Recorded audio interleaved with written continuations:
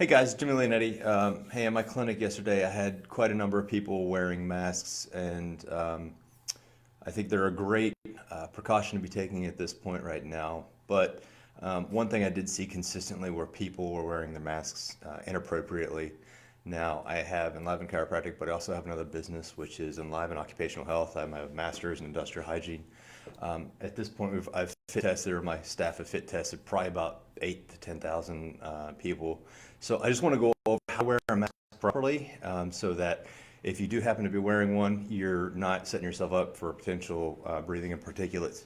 So there's a couple different masks. We're going to go over a few of them. This is the N95. This is what you're hearing a lot about right now. This is the hospital or the healthcare grade one. So with these, they have the two straps. And so what we're going to do with both those is we're going to put the lower one at the base of the neck. You want to keep that right about there. The upper one we want to put, and the trick to this whole thing is keeping it high up on the head. Don't run it behind the ears. Keep it up high. Make sure this is down, and then pinch the nose together so it has a nice seal. And you should feel some difficulty of breathing coming in and out through here.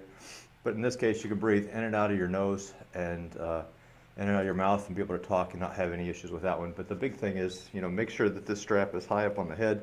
This one is down here. And tighter doesn't mean better with this. It means that we have just a good seal around there. If you guys noticed between the difference between my video today and yesterday is I shaved, because you have to have a good fit in order to wear these masks properly. Facial hair will definitely impede the ability of that and will allow particulates to escape into your mouth. In fact, what you see right behind us is our quantitative fit tester, and so this thing will actually give us counts of particulates inside the mask and outside, so we can verify that they actually are working the way they need to. Going back over, this is a 3M branded half masks. We have on here the P100 filters. There's different grades. There's 95 and then 100s, and then there's N, and then there's P, based off of what they'll actually block. So for most cases, an N95 is going to work. Now, once I put this on, it's going to be a little difficult to understand me, but the principles go the same thing with this. Number one, these cartridges are interchangeable. There's these guys, which are the soft ones. This is also a P100, so it's very similar to the function of these. These are both 3M branded ones. With these things, you'll see it's got a connector on it. Connectors vary between the different brands. I have another one here, but with that one, you're just going to put it on, snap it in, make sure both sides are in there. And if you have one of these masks, you got to make sure that these rubber seals are functioning and are present on that side. So with this one, we're going to put that at the top of the head. We're going to put that down over the nose. And we're going to take this and snap it behind the back of the neck. We're going to fill that down there. This one, again, we want to wear that higher up on the head.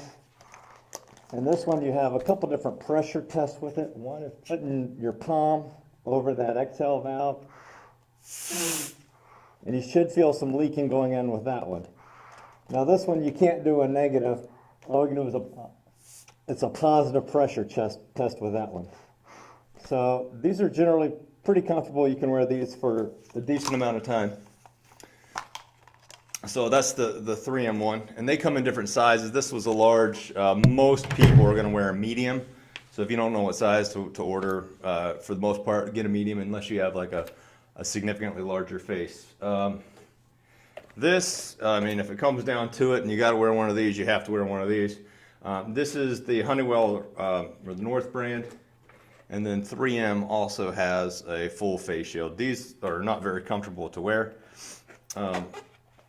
Now the thing is with the North, these are screw-in, so just like you would with anything else, they don't have that tri-lock valve.